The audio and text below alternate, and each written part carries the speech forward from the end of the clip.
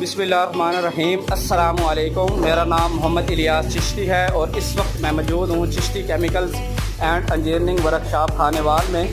आप देख सकते हैं कि वाशिंग पाउडर यहाँ पर तैयार हुआ है। वाशिंग पाउडर तैयार होने के बाद वाशिंग पाउडर की ग्रेडिंग की जा रही है। तो ये वो ग्रेडर मशीन है जिससे वाशिंग पाउडर ग्रेड कर लिया जाता है।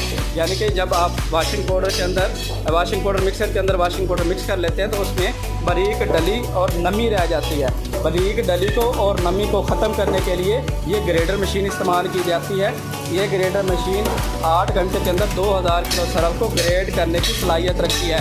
यहाँ पर आप देख सकते हैं कि वाशिंग पाउडर बिल्कुल तैयार हो गए, यानी कि ड्राई होने के बाद वाशिंग पाउडर यहाँ से बाहर निकल रहा है। तो ये ग्रेडर मशीन है। इस मशीन के ज़रिए आप अपना वाशिंग पाउडर जो है वो ग्रेड भी कर सकते हैं, यानी कि ड्राई भी कर सकते हैं और सरफ में जो नमी रह जाती है उसको भी क्रश कर सकते हैं।